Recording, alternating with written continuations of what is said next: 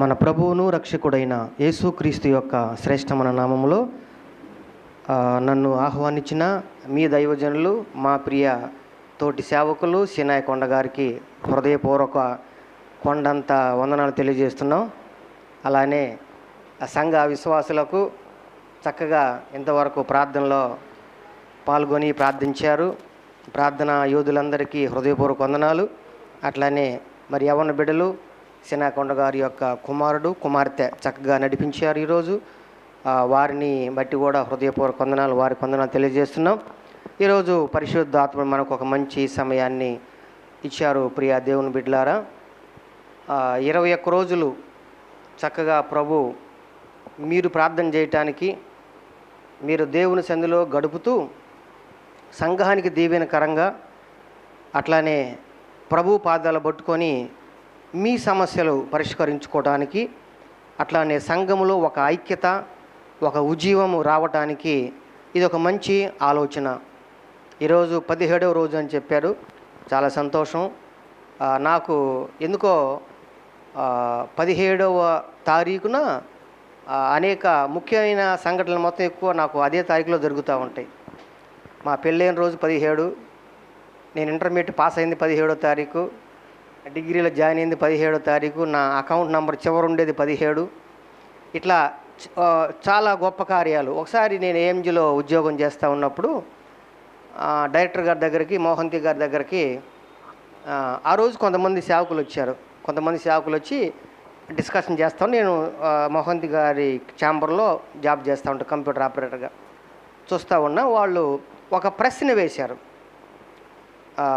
మన మోహంతి గారు వచ్చిన సేవకులకు ఒక ప్రశ్న వేశారు. వాళ్ళు ఆయన ముందున్న భయం చేతనో లేకపోతే ఆ సమయానికి గుర్తురాని కారణం చేతనో వాళ్ళు ఏంటంటే ఆ సమాధానం కొంచెం తడబడ్డారు, సరిగ్గా చెప్పలేకపోయారు. ఆ ఆందోళన కావచ్చు, ఆ టెన్షన్లో కావచ్చు. సరే, నా కళ్ళు చూసి నేనేమో ఆయనకు స్టాఫ్ని అన్నట్లు, సాగర్ నువ్వు కూడా సేవకుడు పాస్టర్ గారే కదా, ఈ ప్రశ్న అడిగా, నువ్వు సమాధానం చెబుతా ఉన్నారు. అది నాకు వచ్చిన ప్రశ్నే, సమాధానం నాకు తెలుసు. చక్కగా ఆ టయానికి ఆలోచన చేసి ఆ సమాధానం చెప్పా.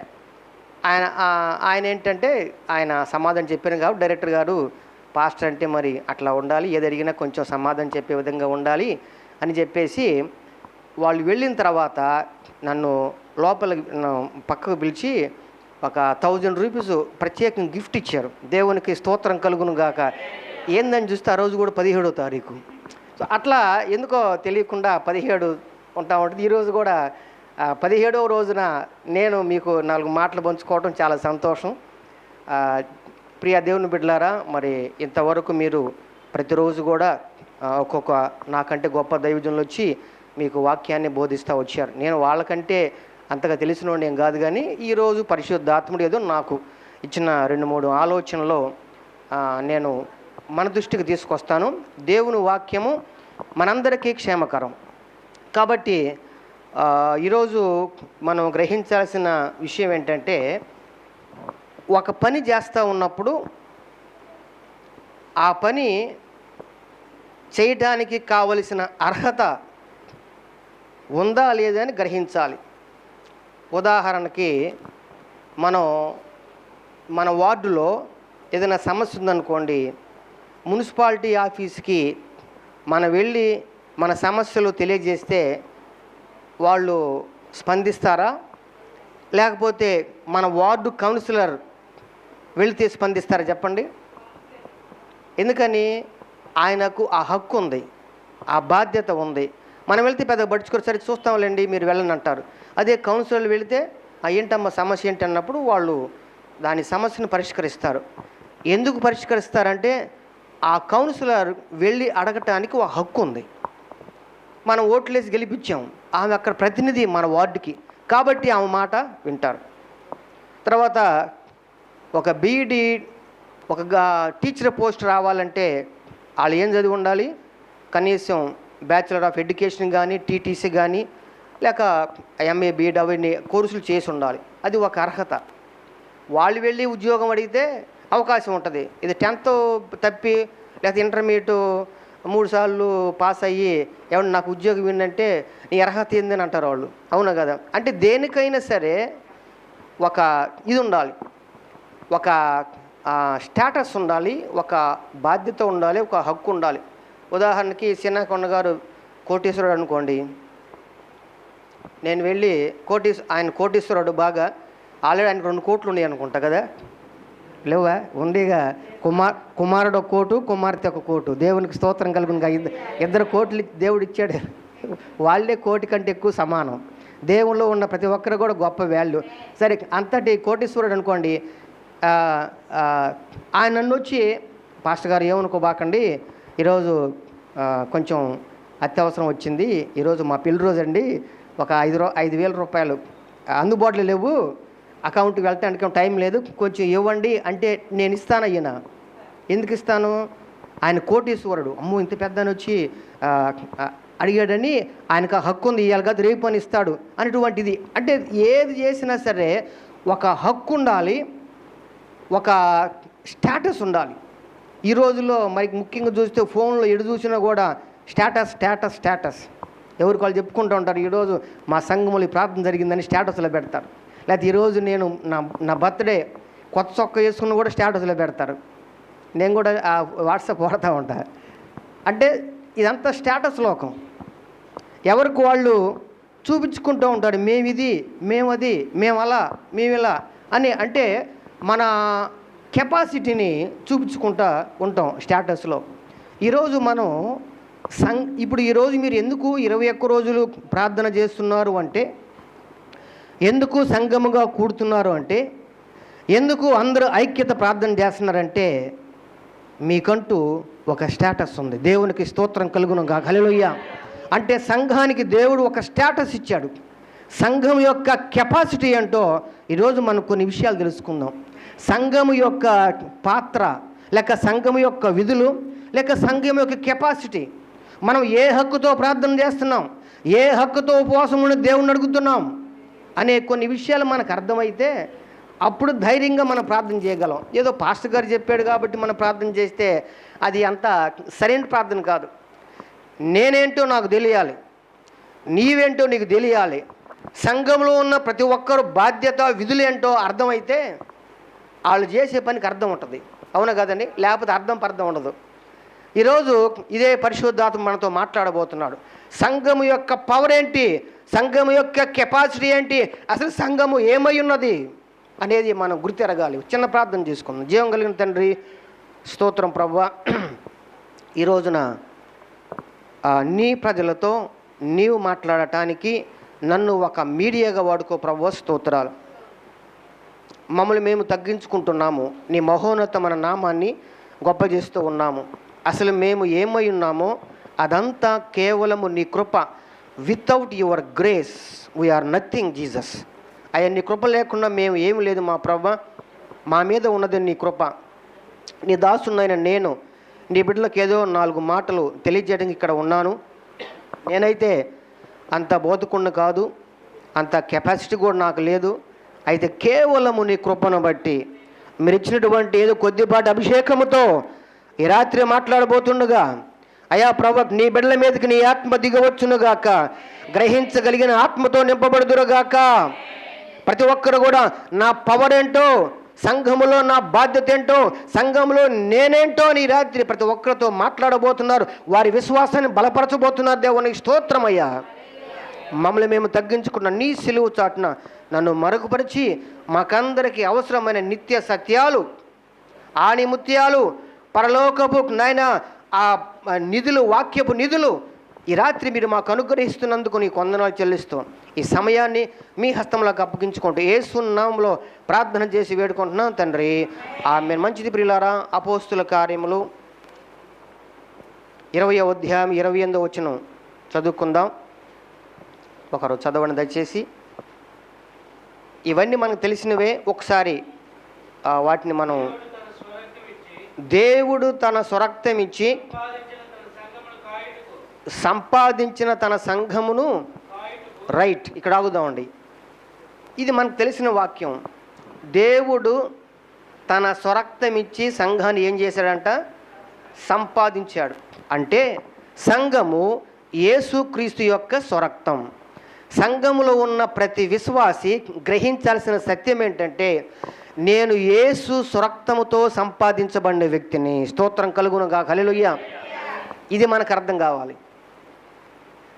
నేనేదో నా కులాన్ని బట్టి, నా మతాన్ని బట్టో, నాకున్న గొప్పతనాన్ని బట్టో, నాకున్న అందచందాలు, నాకున్న ఐశ్వర్యం, నాకున్న జ్ఞానము, నాకున్న చదువు, తెలివితేటలు, ఉద్యోగ, వ్యాపారము, ఇవన్నీ ఏం కాదు. సంఘంలో నాకున్న పవర్ ఏంటంటే, నేను యేసు స్వరక్తముతో సంపాదించబడిన వ్యక్తిని. ఇదండి మన స్టేటస్. మొట్టమొదటిగా యేసు తన స్వరక్తముతో సంపాదించిన సంఘ విశ్వాసి ప్రార్థన చేస్తే దేవుడు డెఫినెట్గా ఆలకిస్తాడు సుమా. ఎందుకని? ఏమిటి మన పవరు? ఎందుకు మనం ప్రార్థన చేస్తున్నాం? మనం ఏమై ఉన్నాం? యేసుక్రీస్తు తన స్వరక్తముతో సంపాదించిన సంఘ సభ్యులం. ఎంతో గొప్ప అద్భుతం కదండి. ఎంత అధికత ఇచ్చాడు మనకు ప్రభువారు. ఆయన సొంత రక్తం. పాత నిబంధనలో మేకల యొక్క, ఎడ్ల యొక్క రక్తము ఎలాంటి మేలు లేకుండా ఉన్నాయి. కానీ యేసుక్రీస్తు యొక్క రక్తము ద్వారా ఈ ప్రపంచమే పూర్తిగా మారిపోయింది. మానవ జాతిలో గొప్ప ప్రక్షాళన జరిగింది. ఎందుకంటే యేసు రక్తములో అంత కెపాసిటీ ఉన్నది. దేవునికి స్తోత్రం కలుగునుగా, హల్లెలూయా.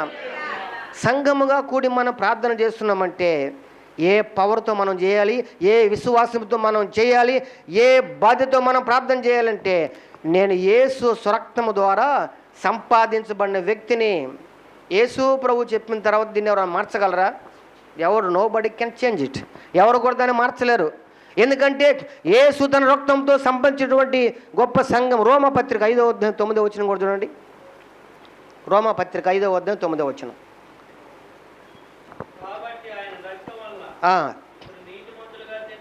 రైట్, ఇక్కడ ఆగుదాం మళ్ళీ. యేసు తన స్వరక్తంతో సంపాదించిన సంఘంలో ఉన్న సభ్యులను కూడా యేసు ప్రభు ఏం చేశాడంట? ఎలా చేశాడు? ఆయన రక్తం ద్వారా. మన క్రియలను బట్టి కాదు, మన భక్తిని బట్టి కాదు, మన గొప్పతనాన్ని బట్టి కాదు, కేవలము ఆయన రక్తాన్ని బట్టి ఏం చేశాడంట? నీతిమంతులుగా చేశాడు.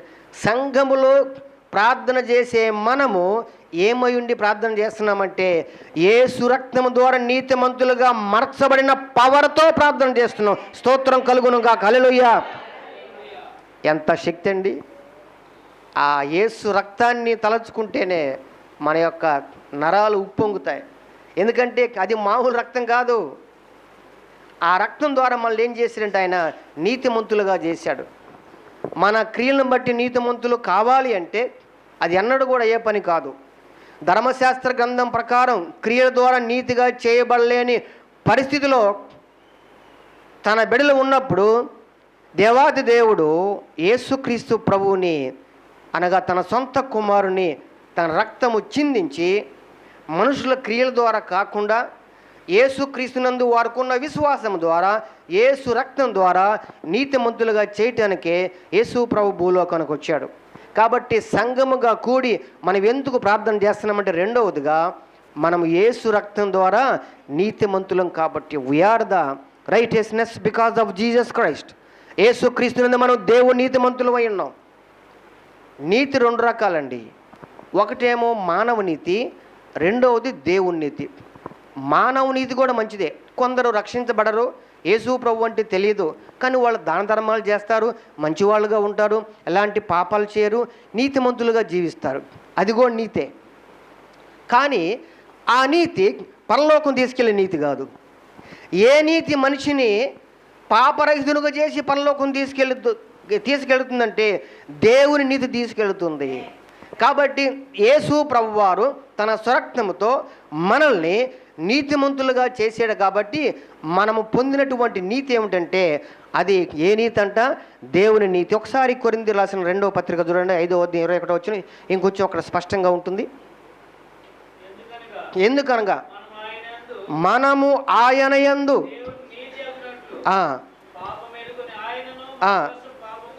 రైట్, ఇక్కడ అర్థమైంది కదా.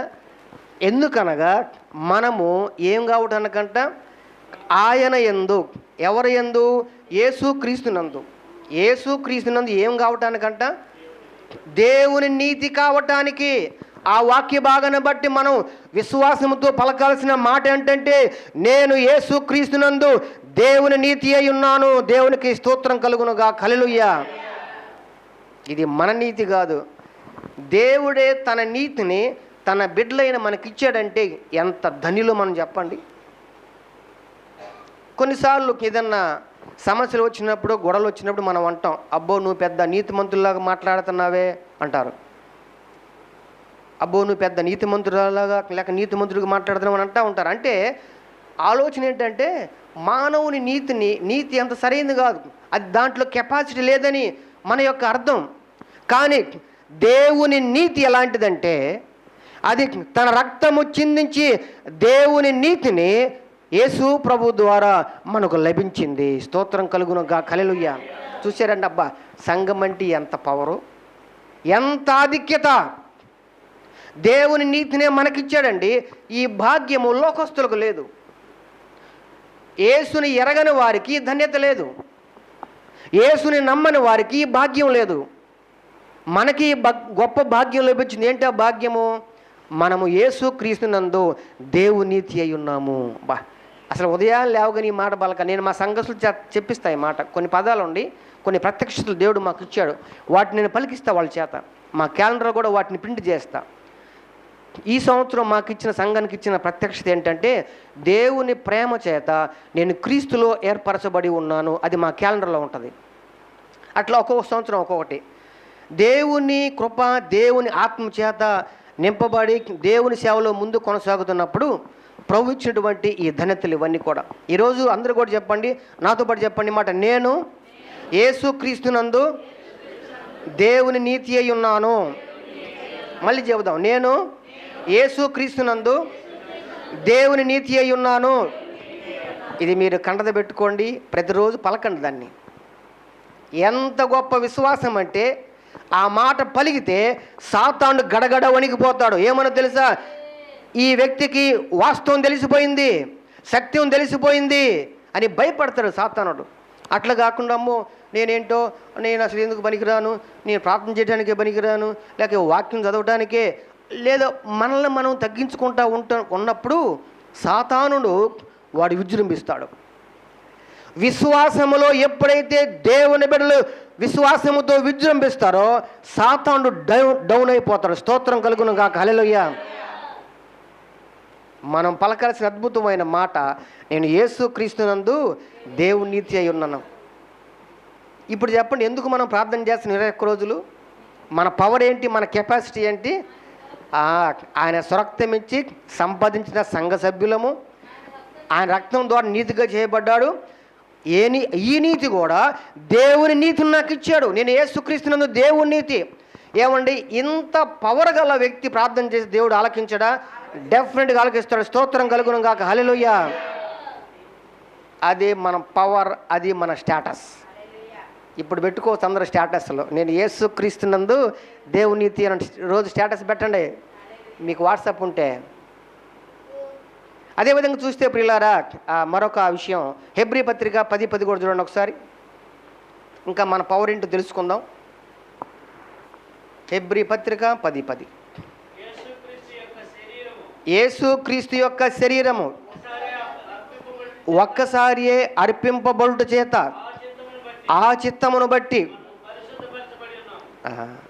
సంఘములో ప్రార్థన చేసే మనం, సంఘములో విజ్ఞాపన చేసే మనం, సంఘములో విశ్వసించి దేవుని పాదాలు పట్టుకొని కన్నీరు గార్చే మనము ఎవరమని ప్రార్థన చేస్తున్నాం?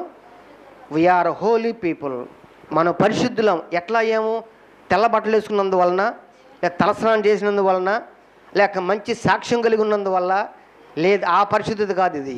చూడండి ఏంటంటే, అది యేసుక్రీస్తు యొక్క శరీరము ఒక్కసారియే అర్పింపబడ్డ చేత ఆ చిత్తమును బట్టి మనము, అంటే పరిశుద్ధత అనేది యేసుక్రీస్తు శిలువలో చేసిన కార్యం ద్వారా మనకు కలిగింది. ఇది నిజమైన పరిశుద్ధత. దేవునికి స్తోత్రం కలుగును గాక. ఇప్పుడు చెప్పండి, మనం ఎందుకు సంఘంగా కూడి ప్రార్థన చేస్తున్నాం? మనం ఏమై ఉన్నాం? మనం పరిశుద్ధులమై ప్రార్థన చేస్తున్నాం. ఎలా ఏం పరిశుద్ధులము? ఆయన రక్తాన్ని బట్టి. ఆయన శిలువలో తన శరీరాన్ని అప్పగించి మన కోసం ప్రాణం పెట్టాడు కాబట్టి దానిని బట్టి మనం ఇప్పుడు ఏమైనాము? పరిశుద్ధులము. మరి చెబుతారా ఇప్పుడు? నాతో పాటు చెప్పు, నేను యేసుక్రీస్తునందు పరిశుద్ధపరచబడి ఉన్నాను. This is our one of the status. ఇది కూడా మన ఒక స్టేటస్. నేను యేసుక్రీస్తునందు పరిశుద్ధపరచబడి ఉన్నాను. ఎవరు చేశాడు పరిశుద్ధులుగా? యేసయ్య చేశాడు. ఎట్లా చేశాడు? తన శరీరాన్ని నలగొట్టుకొని, తన శరీరాన్ని సిలువలో అప్పగించి, తన రక్తమంతా కూడా ఆఖరి బొట్టు వరకు కార్చి, మన శాపాన్ని ఆయన భరించి ఆయన పరిశుద్ధతను మనకిచ్చాడు. అంటే ఇక్కడ ఎక్స్చేంజ్ జరిగింది. ఏం జరిగింది? ఎక్స్చేంజ్ ఆఫర్లు పెడతా ఉంటారు కదా, పాత చీర ఇవ్వండి, పాత సెల్ ఫోన్ ఇవ్వండి, కొత్త ఫోన్ తీసుకెళ్ళండి, ఎక్స్చేంజ్ ఆఫర్ పెడతా ఉంటారు. అవునా కదా? సిలువలో జరిగిన కార్యం ఎక్స్చేంజ్. ఏం జరిగింది తెలుసా? మన పాపాలు ఆయన మోసాడు, ఆయన పరిశుద్ధం మనకిచ్చాడు. గట్టిగా తప్పండి హల్లెలూయా. సిలువలో జరిగిన ఎక్స్చేంజ్ అదే. సిలువలో చిందించిన యేసు రక్తమే కలుషములను కడుగునది, యేసు రక్తమే. సిలువలో చిందించిన యేసు రక్తమే కలుషములను కడుగునది, యేసు రక్తమే. ఆ రక్తములోనే పాప క్షమాపణ ఉన్నది. ఆ రక్తములోనే పాప క్షమాపణ ఉన్నది. ఆ రక్తము ద్వారా మనకు నీతి కలుగుచున్నది. ఆ రక్తము ద్వారా మనకు నీతి కలుగుచున్నది. యేసు రక్తమే జయము, లేదు నాకు భయము. యేసు నామమే నాకు ఎల్లప్పుడూ అభయము. యేసు రక్తమే జయము, లేదు నాకు భయము. యేసు నామమే నాకు ఎల్లప్పుడూ అభయము.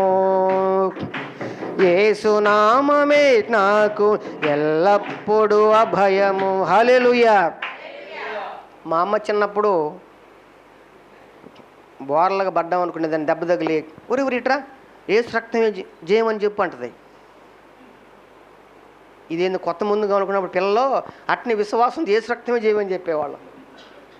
నిద్రలో ఉలిక్కిపడి లేచి అరిసామనుకోండి, నానా యేసు రక్తమే జయమని చెప్పేది. ఆ మాట బలికేవాళ్ళం.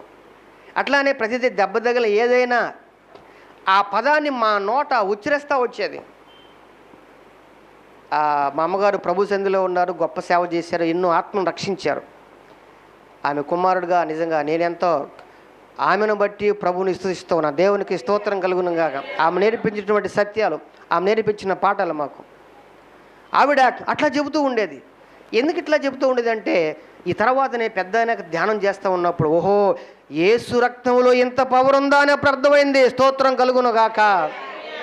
మనం ఎందుకు ఈరోజు కూడా ఉపవాస ప్రార్థన చేస్తున్నామంటే, యేసు రక్తములో ఉన్న పవర్ దేవుడు మనకిచ్చాడు కాబట్టి. హల్లెలూయా. మనం పరిశుద్ధులం కాబట్టి, నీతిమంతులం కాబట్టి. This is our wonderful status. ఇక్కడ ఏమైనామంటే ప్రియులారా, పరిశుద్ధత కూడా మనకి యేసయ్యను బట్టే కలిగింది. ఇప్పుడు ఒకసారి చూడండి, యేసు రక్తమైనా, నీతైనా, దేవుని నీతైనా, పరిశుద్ధతైనా, ఇది మొత్తం కూడా వచ్చింది ఎవరి ద్వారా?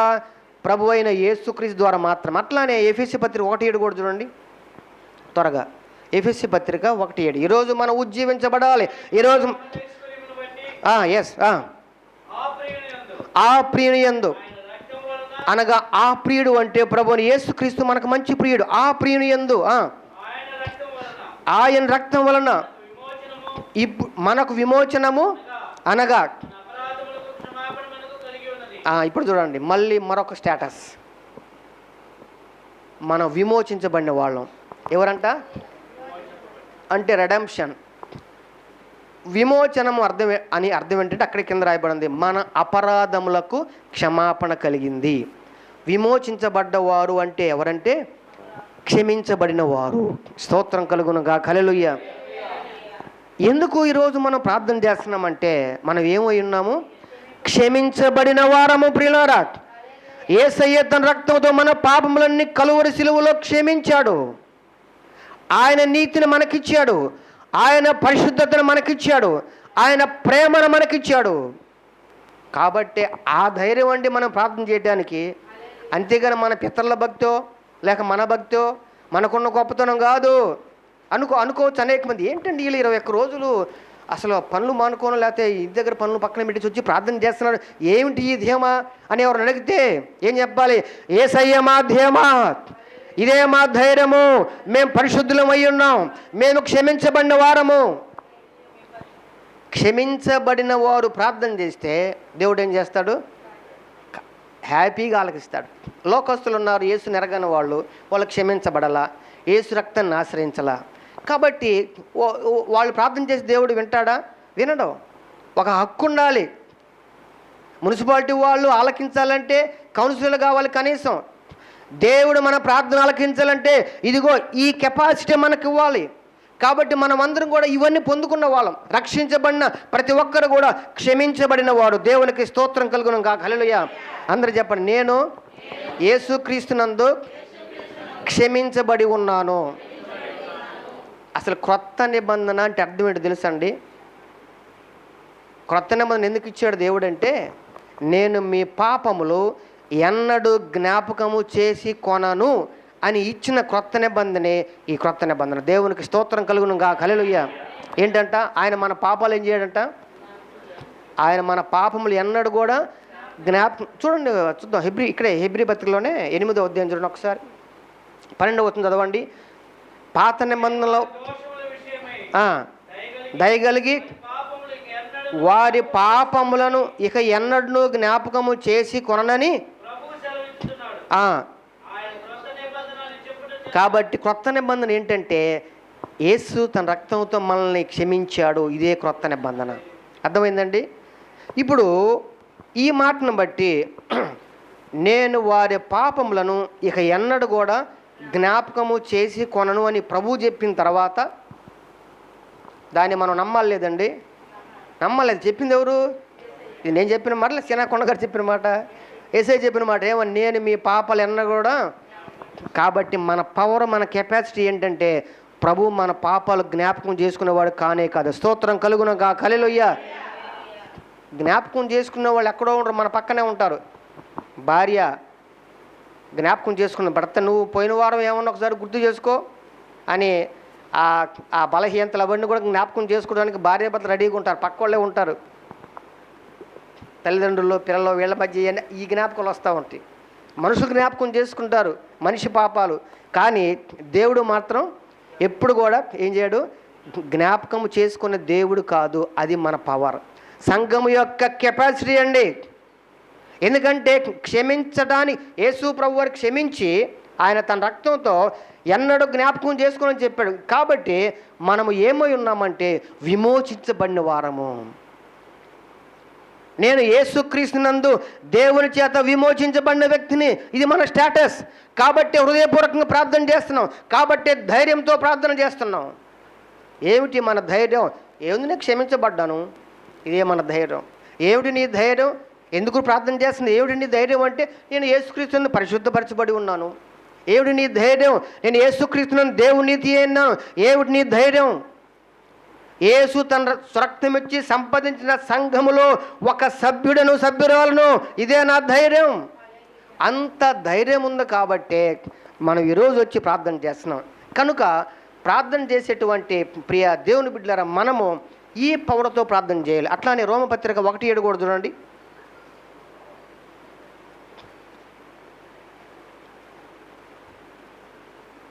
రోమపత్రిక 1:7. ఈయన నామము నిమిత్తము సమస్త జనులు విశ్వాసమునకు విధేయులగునట్లు ఈయన ద్వారా పొందితిమి. చూసారా? మీరును వారిలో ఉన్నవారే యేసుక్రీస్తు వారుగా ఉండుటకు. మరొక స్టేటస్ చూడండి. ఏంటంట? మనం ఎవరి వారుగా ఉండటానికి పిలువబడ్డామండి? యేసుక్రీస్తు వారుగా ఉండటానికి పిలువబడ్డాం. ఎక్కడి నుంచి పిలువబడ్డాం? లోకము నుండి, పాపము నుండి, శాపము నుండి, కులతత్వం నుండి, మతతత్వం నుండి, వ్యర్థమైన వాటి నుండి, నరకానికి చెరుగులో ఉన్నటువంటి మన జీవితాలను యేసు ప్రభు వారు పిలిచాడు. ఏమని? నేను మిమ్మల్ని దీవిస్తాను రండి అన్నాడు. కాబట్టి మన కెపాసిటీ ఏంటంటే మనం యేసుక్రీస్తుకు సంబంధించిన వారము. ఇక్కడ ఏం రాయబడింది? యేసుక్రీస్తు వారుగా ఉండుటకు పిలువబడి ఉన్నారు. We are called for to be with Jesus, to be his persons. ఆయన వ్యక్తులుగా ఉండడానికి పిలువబడ్డాం. మనం సామాన్యం కాదండి. యాక్చువల్గా ఇండియాలో ఉన్నంత కాలమే మనకి ఆధార్ కార్డులో మనకి పవర్ ఉంటుంది. మనం భారతీయులు అని గుర్తింపు ఏంటంటే ఆధార్ కార్డు. కానీ పరలోకపు గుర్తింపు ఏంటంటే నేను యేసుక్రీస్తు వ్యక్తిని.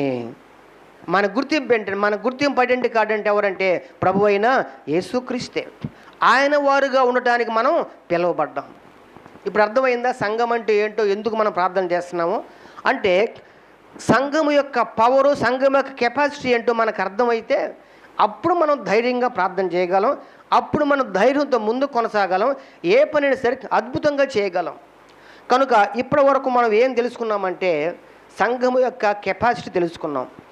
ఈ సంఘములో కెపాసిటీ పొందిన మనము, ప్రార్థన చేస్తున్నటువంటి మనము కొన్ని కార్యక్రమాలు లేక కొన్ని విషయాల్లో మన ఆలోచన ఎట్లా ఉండాలో మనం ఇప్పుడు చూద్దాం. ఇప్పుడు వరకు ఏం తెలుసుకున్నామంటే సంఘం యొక్క పవర్ ఏంటో తెలుసుకున్నాము, సంఘం అంటే ఏంటో తెలుసుకున్నాము, దేవునికి మనకున్న అనుబంధం ఏంటో తెలుసుకున్నాము, లేక మనం ఏమైందో తెలుసుకున్నాం. ఆయన స్వరక్తం ఇచ్చి సంపాదించినటువంటి వారము, నీతిమంతులము, దేవుని నీతిని పొందిన వారము, పరిశుద్ధపరచబడిన వారము, విమోచించబడిన వారము, అసలు యేసుక్రీస్తు వారుగా ఉండటానికి పిలువబడ్డవారు. ఇంతకన్నా ఏం కావాలి? నీకు ఇంతకన్నా ఏమైనా కావాలా? మన ప్రూఫ్స్ ఏమైనా కావాలా లోకానికి? లేక పరలోకానికి మన ప్రూఫ్స్ ఏమైనా కావాలి ఇంకెంతకన్నా? ఇదిగో ఇన్ని ప్రూఫ్స్ ఉన్నాయి నాకు. ఈ ప్రూఫ్లు కలిగి ఉన్న మనలో ఆ విశ్వాసం పెరిగినప్పుడు దేవుడు మన ద్వారా మహింపరచబడతాడు. ఇప్పుడు అయిపోయింది, రైట్. అయితే ఈ కెపాసిటీ గల వాళ్ళు సంఘములు వారి బాధ్యతలు 2-3 ఉంటాయి. మనం చూద్దాం. చూడండి, కొరింథీ రాసిన 2వ పత్రికలో 6వ అధ్యాయం 11వ వచనం చదవండి. ఇప్పుడు వాళ్ళు ఏం చేస్తారు?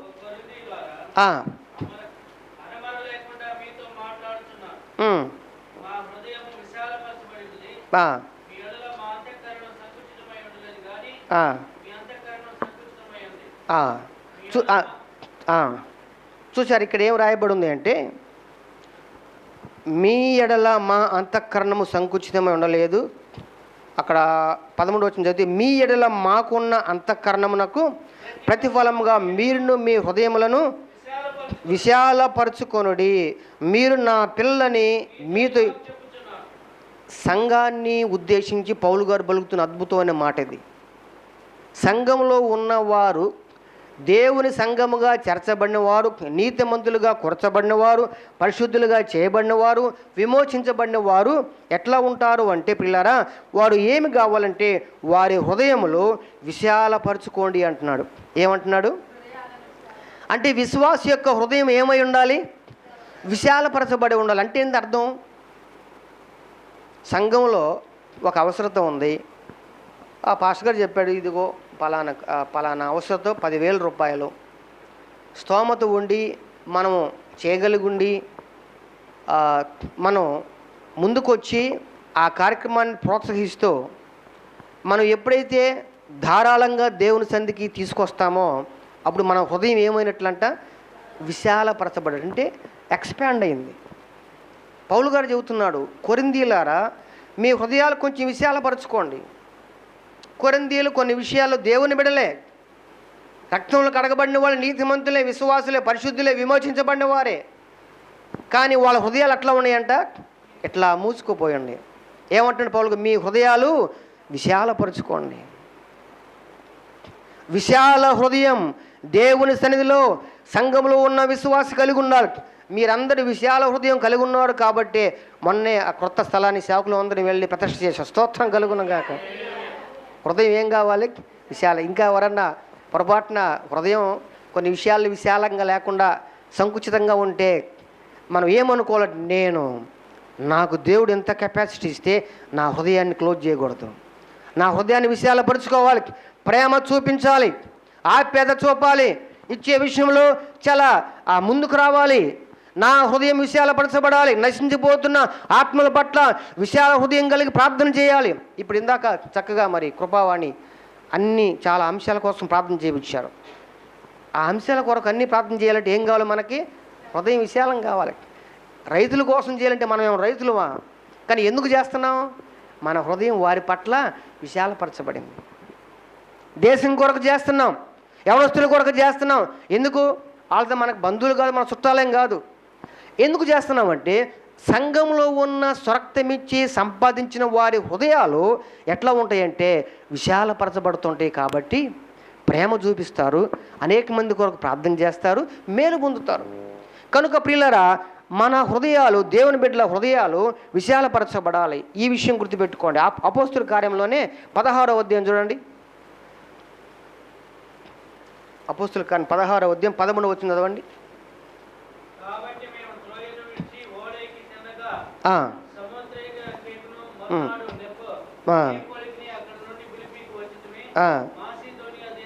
అయ్యా 13 చదవండి, కొంచెం 13. విశ్రాంతి దినం.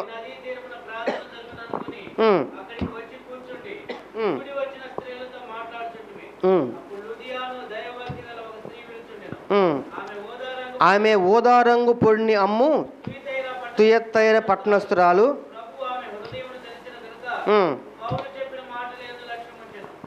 రైట్. ఇక్కడ లుదియా అనే ఒక విశ్వాసి కనబడుతుంది. ఆమె మంచి వ్యాపారస్తురాలు, చాలా పెద్ద వ్యాపారస్తురాలు. ఆమె లోకాన్ని బాగా స్టడీ చేసి ఉంటుంది. ఎందుకంటే వ్యాపారస్తులకు బాగా తెలుసు ఎవరెవరింటి అనేది. కొంతమంది బజార్లో ఏదన్నా వస్తువులు తీసుకుని వచ్చినప్పుడు వీళ్ళు అడుగుతారు, ఏమన్నా అది ఎంత అన్నప్పుడు వాళ్ళు నువ్వు గొనవ పెట్టవాలి ఎందుకు మాకు తెలుసులేని చెప్పకుండా పోతూ ఉంటారు. ఎందుకని? వాళ్ళకి అలవాటు పడ్డారు వాళ్ళు, వీళ్ళు కొనే రకం కాదని. అంటే వ్యాపారస్తులకు ఎవరేంటో బాగా అర్థమైంది. ఇక్కడ ఎవరైనా ఉన్నారు వ్యాపారస్తులు? మీ వ్యాపారంలో దేవుడు దీవించునుగా. హల్లెలూయా. వాళ్ళకి జ్ఞానం ఉంటుంది, చక్కగా చాలా జ్ఞానం ఉంటుంది. ఇప్పుడు వ్యాపారస్తులు ఎంత జ్ఞానం ఉండే ఒక ఉదాహరణ చెబుతాను. రావి కింద అప్పయ్య గారు అని ఒక ఆయన ఉన్నారు. ఆయన మంచి ఫేమస్ కొట్టు కదా, ఇప్పుడు ఆయన లేరు కదా. ఆ షాపు అయినా ఆ బ్రాండ్తో నడుస్తూ ఉంది. రావి కింద అప్పయ్య గారు ఎంత జ్ఞానం అంటే, ఇప్పుడు ఎవరన్నా వెళ్ళి కేజీ పంచదార ఎంత అంటే, కేజీ కాబట్టి అది 30 రూపాయలు 40 రూపాయలు అది ఆటోమేటిక్గా గుర్తుండదు కాబట్టి చెబుతారు ఇంత అని. మీరు ఆయన వెళ్ళి అడగండి. నేను ఒకసారి ఆశ్చర్యపోయా.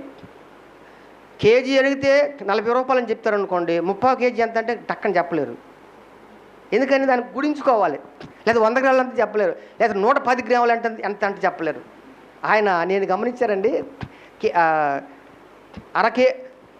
30 కేజీ కందిపప్పు ఎంత అండి? 3 అది చెప్పి ప్రశ్న రాకముందు సమాధానం చెప్పేస్తాడు. ఏమండి 125 గ్రాములు గసగసాలు ఎంత అంటే 135. అసలు సమాధానం వెంటనే చెప్పేస్తాడు. లేకపోతే తేనె ఎంత అండి సీసా అంటే 315 రూపాయలు. తర్వాత లేకపోతే ధనియాలు 15 గ్రాములు ఎంత అండి? 2 వెంటనే చెప్పేస్తాడు. అంటే ఏంటి? జ్ఞానం ఉంది వాళ్ళకి బాగా. ఆ దాంట్లో అంటే వ్యాపారస్తులు అంత జ్ఞానం. ఈ లుదియా కూడా మంచి జ్ఞానవంతురాలు. ఆమె ఏమి గ్రహించిందంటే ప్రియులారా, ప్రభు ఆమె హృదయము తెరిచెను గనుక దేవునికి స్తోత్రం కలుగునుగాక. హల్లెలూయా.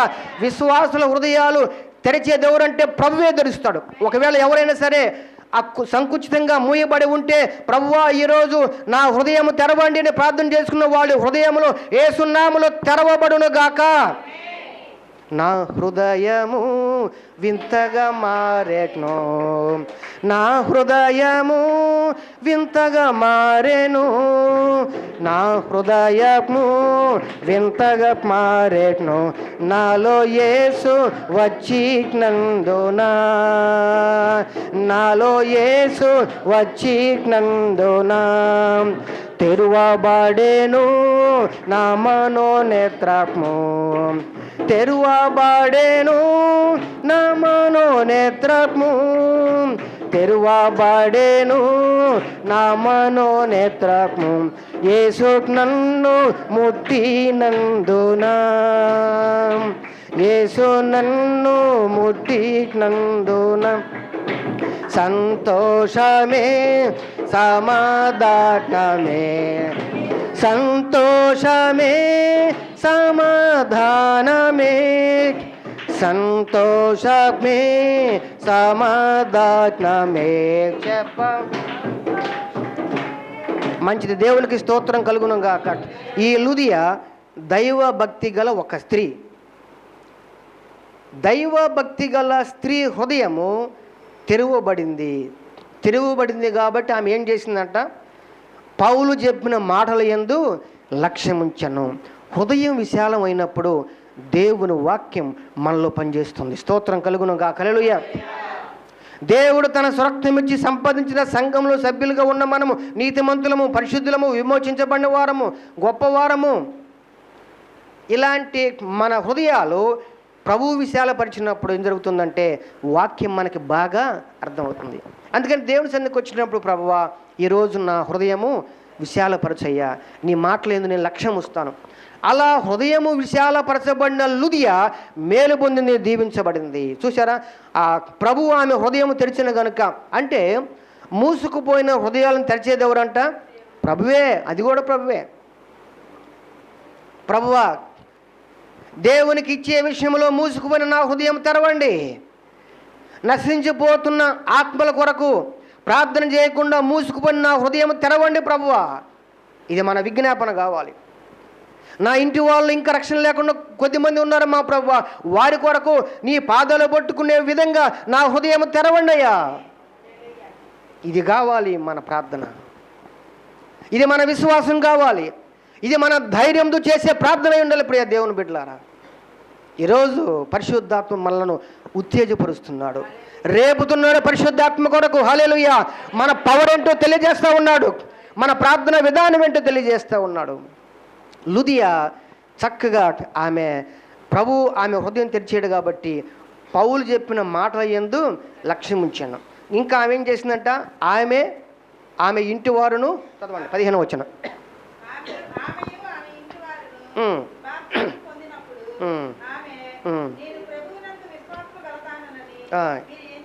ఎంచితే హృదయాలు విశాలపరచబడిన వారు ఎట్లా ఉంటారంటే సేవకుణ్ణి ఇంటికి ఆహ్వానిస్తారు. ఎట్లా ఆహ్వానిస్తారు? నా ఇంటికి వచ్చి ఉండు అని ఏమందంట? వేడుకొని బలవంతం చేసింది. ఇప్పుడు చుట్టాలు వచ్చారండి, ఏందని ఎప్పుడు వెళ్తున్నారా, ఒక ముద్ద అన్నం తినిపోకూడదు అని అంటే వాళ్ళు ఉంటారా? లేకపోతే ఏంటన్న ఎప్పుడు వెళ్తాను, లేదు మీరు ఈ రాత్రి ఉండాల్సిందే, పొద్దున్నే ఉండని బలవంతం చేస్తూ ఉంటారా? ఊరికే పై మాటకే అంటే ఉంటారా చెప్పండి? ఒక విశ్వాసి ఇంటి ముందు కూర్చొని రోట్లో పచ్చని నూరుతుందంట. పచ్చని నూరుతా ఉంటే పాస్టర్ గారు వస్తా వందనాలమ్మ అన్నాడంట. ఆయన ఏమంట? వండలేదన్నయ్య అందంట. ఆయన ఏమంటున్నాడు? వందనాలమ్మంటే వండలేదన్నయ్య అంటుంది. హృదయం విశాలపరచబడ్డ వ్యక్తి అది ఏమంటుంది? అని రండి ఇప్పుడు మంచి చట్నీ చేస్తున్నాను, మీకు చట్నీ అంటే ఇష్టమేమో, రండి ఒక ముద్ద తిని బొదుగుని అంటది. అవునా కదా? ఏమంటుంది? వండలేదన్నయ్య, వందనాలు కాస్త వండలేదుగా మారిపోయింది. దేవునికి స్తోత్రం కలుగును గాక. విశాలపరచబడ్డ హృదయాలు సేవకుడిని బలవంతంగా ఇంటికి ఆహ్వానిస్తాయండి. ఏ ఇంటికి సేవకుడు వెళతాడో ఆ ఇంటిలో గొప్ప దీవెనలు కుమ్మరించబడతాయి. స్తోత్రం కలుగును గాక. హల్లెలూయా. పౌలు గారు అంటాడు, నేను స్పెయిన్ వచ్చేటప్పుడు రోమా మీదకి వస్తాను కదా, నేను వచ్చేటప్పుడు మీ ఇంటికి సువార్త ఆశీర్వాదం తీసుకొని వస్తానంటాడు. సేవకుడు వస్తే ఏమొస్తుందట? ఆయన వెంట ఆశీర్వాదాలు వస్తాయి. ఇది గ్రహించింది మంచి వ్యాపారవేత్త, జ్ఞానం కలిగిన లూదియా. కాబట్టి ఏమంటుంది? ఊరికే మాటకు అంటలా, ఏమంటుంది? అయ్యగారు, నాలో విశ్వాసం ఉంది కనుక మీరు ఎంచితే మా ఇంటికి వచ్చి రండి, మేము ఇచ్చి ఆతిథ్యాన్ని స్వీకరించండి, లేక మేము ఇచ్చి కానుక తీసుకోండి అని ఎట్లా పిలిచిందంట? బలవంతము చేసింది. చూశారా? కాబట్టి విశాలపరచబడ్డ హృదయాలు అట్లా ఉంటాయండి. విశాలపరచబడ్డ హృదయాలు అట్లా ఉంటాయి. అదేవిధంగా మరొక వాక్య భాగం చూడండి, ఇక్కడ అపోస్తుల కార్యంలోనే 18వ అధ్యాయము 1వ వచనం చూడండి.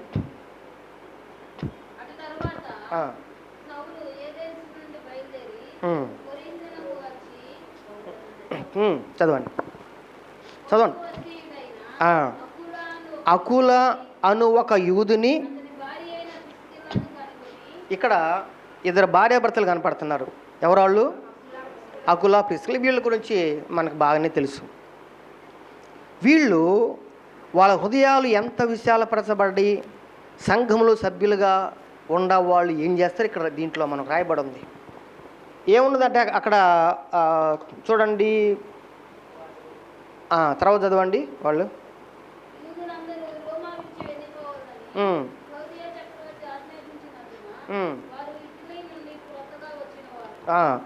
వారు వృత్తికి డేరాలు గుట్టువారు, పౌలు అదే వృత్తి గలవాడు గనుక వారితో కాపురం ఉండెను, వారు కలిసి పని చేస్తుంటారు. చూసారా, విశాలపరచబడ్డ హృదయాలు సేవకునితో కలిసి పనిచేస్తారు.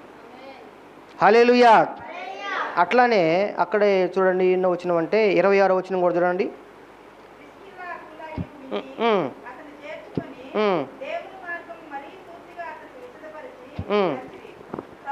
చూడండి, విశాలపరచబడ్డ హృదయాలు వాళ్ళు ఏం చేస్తారంటే, ఇక్కడ అపుల్లో అని ఒక సహోదరుడు ఉన్నాడు, కొత్తగా రక్షించబడి సంఘంలోకి వస్తే అతను ఏం చేస్తారంటే, వాళ్ళు ప్రిస్కుల్లా అకులై విని అతన్ని చేర్చుకొని దేవుని మార్గము మరి పూర్తిగా అతనికి విసిదపరిచారు. అంటే వీళ్ళు అకుల ప్రిస్కిల్లాలు దేవుని వాక్యం బాగా గుర్తెరిగి క్రొత్త వారిని ప్రోత్సాహపరిచేటువంటి వారుగా ఉన్నారు. స్తోత్రం కలుగునుగాక. ఇది విశ్వాసుల పని అండి. ఏంటి క్రొత్తగా వచ్చిన వారిని మనము ఎంకరేజ్ చేయటం, దేవుని వాక్యం బాగా గ్రహించి వారిని ప్రోత్సాహపరిచేటువంటి పని.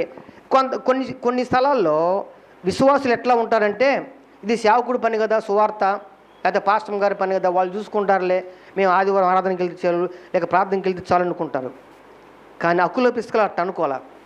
వాళ్ళు ఏం చేశారంట, అపుల్లోని సహోదరుడు వస్తే దేవుని మార్గం గురించి మరి ఎక్కువగా బోధించి ఆయనను బలపరిచారు. హృదయం విశాలపరచబడ్డప్పుడు 4 ఆత్మలు దేవుని కొరకు సంపాదించాలనే తపన కలుగుతుంది. స్తోత్రం కలుగునుగా. హల్లెలూయా. చూసారా, అకుల పిస్కులు అలా పని చేస్తున్నారండి. వాళ్ళు భార్యాభర్తలు కలిసి సేవ చేస్తున్నారు. వాళ్ళు పౌలు గారికి సహకరిస్తున్నారు. కనుక సంఘం యొక్క పవర్ ఏంటంటే, ఇది సేవకుడు పని ఒక్కడి పనే కాదండి, అందరూ కూడా కలిసి చేసే సేవ ఇది. అందరు కలిసి కొత్త వారిని బలపరిచి వారికి వాక్యాన్ని బోధించేటువంటి వారుగా చేయాల్సిన పనిగా మనం ఇక్కడ చూస్తూ ఉన్నాం. అట్లానే మరొక వాక్య భాగం చూద్దాం. ఫిలిప్పీ పత్రిక 4వ అధ్యాయం 2-3 వచనాలు చదవండి త్వరగా. ఫిలిప్పీ, ప్రభు నందు ఏక మనసు గలవారై ఉండుడని యువోదియాను సుంటుకేను.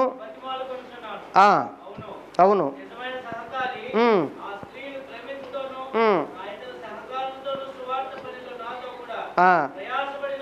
చూడండి, ఇక్కడ పౌలు గారు యువోదియా సుంటుకేను అనే ఇద్దరు సిస్టర్స్ గురించి, ఒక ఇద్దరు సహోదరుల గురించి మంచి సాక్ష్యం ఇస్తున్నాడు. ఎవరెవరు వాళ్ళ పేర్లు? యువోదియా, సుంటుకేను, ఇద్దరు అమ్మాయిలు. వాళ్ళు ఏం చేశారో, ఆ స్త్రీలు క్లెమెంత్తోనూ నా ఇతర సహకారులతోనూ సువార్త పనిలో నాతో కూడా ప్రయాసపడ్డారు. అబ్బా, దేవునికి స్తోత్రం కలుగును గాక. ఇది చదివినప్పుడు నాకు భలే సంతోషం వేసింది. సేవకునితో పాటు అపోస్తలులతో పాటు కలిసి సువార్త పనిలో ప్రయాసపడ్డ వాళ్ళు ఎవరంట? యువోదియా, సుంటుకేను ఇద్దరు స్త్రీలండి. ఎంత బాధ్యత కలిగి ఉన్నారో చూడండి స్త్రీలు. అనేక మంది పురుషులకు లేని బాధ్యత, ఆ ధన్యత వీరిద్దరికి కలిగి ఉన్నారు. సంఘాల్లో సహజంగా స్త్రీలు ఎక్కువ ఉంటారు, ఎందుకంటే వారు బాధ్యత కలిగి ఉంటారు. యేసు ప్రభు శిష్యుల్లో స్త్రీలు ఎంతమంది ఉన్నారు? ఎంతమంది? 4? 2, 3? అసలు లేరు కదా, ఒక్కళ్ళు కూడా లేరు. కానీ యేసు ప్రభు శిలువ దగ్గర ఉన్న వాళ్ళందరూ స్త్రీలే. స్తోత్రం కలుగును గాక. ఆయన సమాధి దగ్గరికి వచ్చింది స్త్రీలే, ఆయన పునరుద్ధానం చూసింది స్త్రీలే. ఇక్కడ యువోదియా, సుంటుకేను వాళ్ళ హృదయాలు ఎంత విశాలపరచబడ్డాయి అంటే, సేవకునితో పాటు కలిసి వాళ్ళు ప్రయాసపడ్డారంటండి. సువార్త పనిలో నాతో కూడా ప్రయాసపడ్డారని పౌలు గారు సాక్ష్యం ఇస్తున్నాడండి. ఈనాడు మరి మీ ప్రియ దేవుని సేవకులకు ఎంతమంది సహోదరులు సువార్త పనులు ప్రయాసపడుతున్నారు నాకైతే తెలియదు, కానీ మిమ్మల్ని మీ కుటుంబాలను దేవుడు అద్భుతంగా దీవించునుగాక. రాబోతున్న దినాల్లో అనేక మంది అలాంటి సువార్త పనులు ప్రయాసపడుదురుగాక. యువదియ సుంటికేను ప్రయాసపడ్డారంట. దానికి బహుమానం ఏందో చూడండి కింద.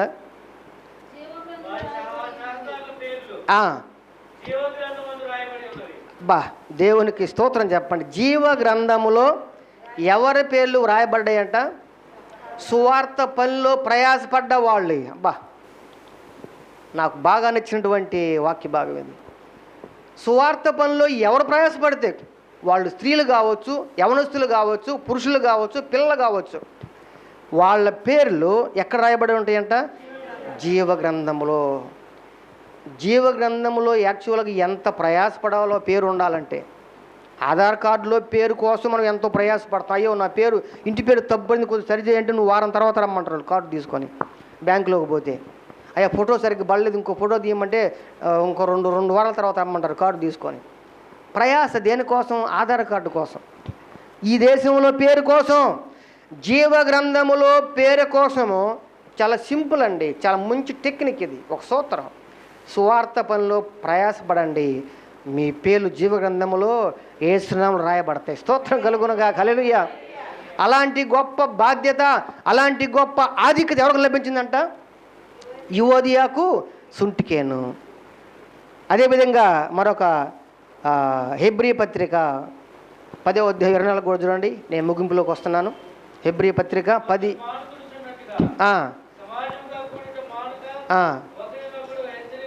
రైట్. ఇక చివరిగా మనం ఏం చూస్తున్నామంటే, సమాజముగా కూడుట మానుకోవద్దని హెచ్చరిస్తున్నాడు. దేవుని బిడలో ఏది మానుకోకూడదంట? ఒక పూట భోజనం మానుకున్నా పర్లేదు, కానీ పండక్కి క్రొత్త బట్టలు లేకపోయినా మానుకున్నా పర్లేదు, కానీ ఏం మానుకోకూడదు? సమాజముతో కూట మాత్రం మానకూడదు. విశ్వాసుల యొక్క బాధ్యత, హక్కు అది. ఎందుకు మీరు సమాజంగా కూడుకొని ప్రార్థన చేస్తున్నారంటే, ఉపవాసం ఉంటున్నారు అంటే, దేవుడికి మొరపెడుతున్నారు అంటే, మొట్టమొదటిగా మీ కెపాసిటీ ఏంటో మీకు తెలిసింది. మీరేమై ఉన్నారు, మీ స్టేటస్ ఏంటో మీకు తెలిసింది. ఆ తర్వాత మీ హృదయాలు విశాలపరచబడ్డాయి. కాబట్టి ఎంతో దైవ క్రమం కలిగి ఉండి, లుదియా మాదిరిగా, అకుల్లా ప్రిస్కిల్లాల మాదిరిగా హృదయాలు విశాలపరుచుకొని సంఘములో సభ్యులుగా ఉంటూ మీరు చేసినటువంటి పరిచర్యలో ఇందుకోసం మీరు పాలుభాగస్తులుగా ఉంటున్నారు. కాబట్టి పిల్లరా, సంఘాన్ని దేవుడు ఎంత ఆధిక్యతగా చేశాడో, సంఘ విశ్వాసుల మీద ఎంత బాధ్యత కూడా ఉంచాడో మనకు అర్థమవుతుంది కదా. ఎంత గొప్ప బాధ్యత, ఎంత గొప్ప భారము సంఘ బిడ్డలు ప్రతి ఒక్కరి మీద. ఎవరు సహకారులుగా ఉన్నటువంటి వారుగా ఉన్నారు. కాబట్టి సంఘముగా కూడుట మానుకోకూడదు. హృదయాలు విశాలపరచబడ్డ వాళ్ళ విశ్వాసులు ఎట్లా ఉంటారంటే, పలానా రోజు ప్రార్థన అనగానే వాళ్ళు చక్కగా వచ్చేస్తారు. ఎందుకని? వాళ్ళ హృదయాలు ఏమైనా విశాలపరచబడ్డాయి. దేవుని వాక్యం కొరకు తృష్ణ కలిగి ఉంటారు. దేవుని ప్రేమలో కొనసాగడానికి ఇష్టపడతా ఉంటారు. ఇవన్నీ సంఘ విశ్వాసుల యొక్క అద్భుతమైనటువంటి యొక్క విధులు. ప్రియులారా, ఈరోజు ప్రభు మనతో మాట్లాడుతున్నాడు. మీ కెపాసిటీ ఏంటో ప్రభు మీకు తెలియజేశాడు. మీరేంటో మీకు అర్థమైంది, మీ స్టేటస్ ఏంటో మీకు అర్థమైంది. కాబట్టి మీ బాధ్యతలు ఏంటో కూడా ప్రభు మీకు తెలియజేశాడు. ఎలా నీవు నీ బాధ్యత ఎట్లా నెరవేరుస్తున్నావు సంఘములో? నీ స్టేటస్ నీకు అర్థమైతే నీ బాధ్యత నీకు అర్థం కావాలి. స్తోత్రం కలుగునుగా. హల్లెలూయా. స్టేటస్ అర్థమైన వారు బాధ్యత ప్రకారంగా జీవిస్తారు. నాకెందుకులే అనుకోరు, స్వార్థ పని నాకెందుకులే అనుకోరు, లేకపోతే పలానా కార్యక్రమాలు, సంఘ కార్యక్రమాలు నాకెందుకులే అనుకోరు. ఎందుకు అనుకోరంటే అది వారి యొక్క బాధ్యతగా గుర్తెరుగుతారు. కాబట్టి ఈ మాటలు వింటున్న ప్రియ దేవుని బిడ్డలారా, నీ ఆలోచన విధానం ఎట్లా ఉంది? దయచేసి తల్ల వంచి కళ్ళు మూయండి. ఒక 2 నిమిషాలు ప్రార్థన చేద్దాం. అందరు తల్ల వంచి కళ్ళు మూయండి.